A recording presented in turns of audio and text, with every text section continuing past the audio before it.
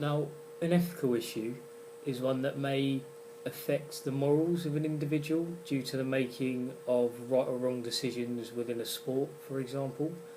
A legal issue is an issue that questions rules or regulations that have to be followed, and laws that are provided to ensure the safety of others. Now, there are four rules that sports scientists and researchers have to abide by, and they are known as the four C's. Now, the first one is informed consent. This means that no member may undertake any work without first having the informed consent of those participating in the research. For example, if Usain Bolt was to do some research on how quickly he would run 100 metres in different weather conditions, you'd have to provide consent from him, saying that he's willing to participate in the research. There's also conduct. Now, all clients have the right to the highest standards of professionalism, consideration and respect. Now, the pursuit of scientific knowledge requires that research is carried out with the utmost integrity at all times. This means that you're professional at all times, all of the data is kept separate to other people's, you're not sharing information, and that it's run as smoothly and efficiently as possible, and you're trying to find out all of the aspects of research in which you're carrying out. The law requires that the environments in which tests are carried out to be safe, and that necessary risk assessments are in place and rules are followed, etc., and that they're stated before the research can actually be undergone. So the next one is confidentiality. Now, it is stated by law that the confidentiality of the information acquired during the research has to be kept confidential unless you have informed or written consent from one of the clients or people who you are researching on, to enable you to share that information with another professional to get guidance or get their sort of opinion on what is going on. However, you have to state that the client has the right to ask for a copy of their results if they request it, and the confidentiality aspect is enforced under the Data Protection Act, which if broken can mean that you can face imprisonment and a very, very large fine. Now, what happens if you don't work ethically and legally? As sports scientists conducting research, there are ethical and legal boundaries in which we have to operate to avoid prosecution. If we don't, there are many ways in which we can be punished, such as loss of your job, loss of credibility, imprisonment, fine, written warnings, a tribunal, suspension, and to avoid these we have to follow the rules of the 4 C's. Now, to put that into perspective, I'm going to give a few scenarios and then explain what you'd have to consider within that to avoid prosecution. So the first scenario I have are the effects of pupil selection during physical education classes. Now, within this, there may be some sort of stereotyping when students are asked to pick their own teams. This can be seen, for example, during a mixed football PE lesson, when football is generally seen as a more male-dominated sport, so all of the boys are going to be picked first, and that leaves the girls to be picked last. Now, this can cause their motivation to drop cause their willingness to participate in the sport to decrease, and lead to their activity levels to reduce. This is judging performers based entirely on their gender, and if one of the students were to share their feelings about how it was being picked last with the teacher, then that teacher or researcher would have to keep that information confidential, obviously to abide by the confidentiality rule within the 4Cs. If you don't follow that rule, it could lead to serious consequences such as imprisonment, loss of your credibility, etc., fine, and so on.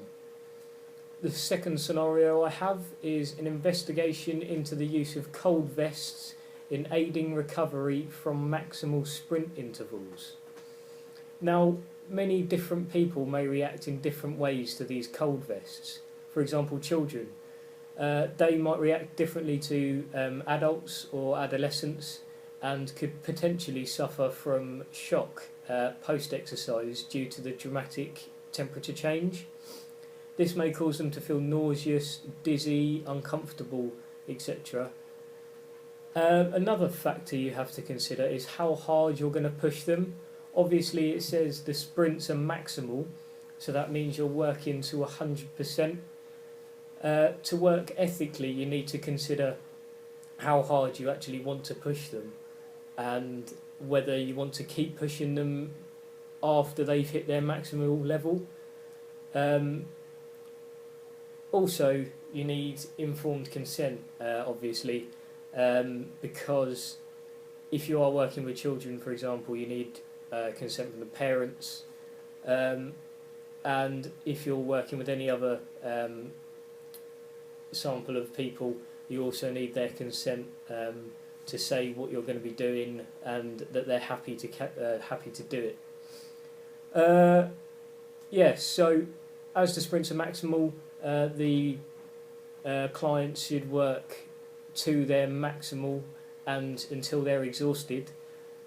However, you have to inform them that they have the right to stop at any point. If these factors aren't dealt with, they aren't covered, they aren't explained, and they're not carried out, then you aren't following the 4Cs again, and you could be prosecuted. Moving on to the next scenario. A study of attitudes towards obesity in primary school children during PE lessons. Obviously, this is quite a sensitive subject, so there's quite a lot of ethical factors that you have to consider. One of them is discrimination and bullying. For example, you might get people calling people names, for example, which you have to obviously explain and deal with at the start.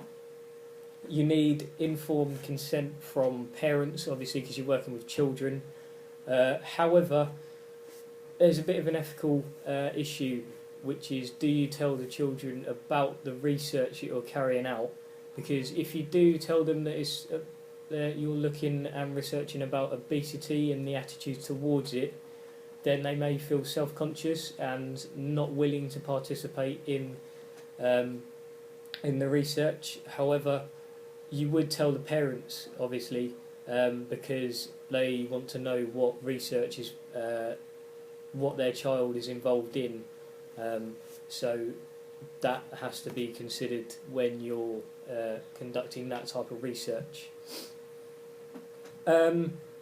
Again, if you don't follow the 4Cs with this, so keeping results confidential, acting professional, not discriminating between people of different sizes, etc., you could be obviously prosecuted by law, as I've said before, and that could lead to many different punishments. Now, scenario 4. A coach is taking a test of a gymnast's muscular endurance and finds that he will have to put him under conditioning training. So what this means is that he will have to be subjected to high heats and cold temperatures whilst running. For this, you have to consider whether the gymnast will have to pull out at any point due to dehydration, nausea, how hard he's being pushed, the weather conditions, and whether he's used to it. Again, you need consent from the performer saying that they're willing to carry out the research and that you've explained everything in necessary detail and that they're happy to carry it out. You also need someone that's competent with the equipment that you're using. For example, if you were using a chamber that you could change the humidity in or the temperature, you'd need to have someone qualified to use that equipment whilst you're collecting your data. Now, if you can't find anyone that is qualified on that equipment, you can't conduct the research because you're not following the professionalism and conduct rule. If you don't manage to find anyone, then you won't be able to conduct that piece of research, and you'd have to find some other aspect to work on. Otherwise, you may be liable and can get very severe punishments. Now, the final scenario then, a coach runs a test of a gymnastic group for eating disorders. He finds that one athlete has an eating disorder and decides to let all the staff know to look out for it. Now, this is an unethical factor because basically it's confidential, so therefore you're not allowed to share information with others. Plus, you'll need informed written consent before completing the research, and if he wishes to share it with other professionals, he also needs consent from that person, so that you can share that information with others, so that they don't, so you don't get into trouble. If, however, he did share this without written consent, that could lead to him potentially getting suspended, fined due to disobeying the Data Protection Act, or possible imprisonment. And that's the end of ethical and legal issues.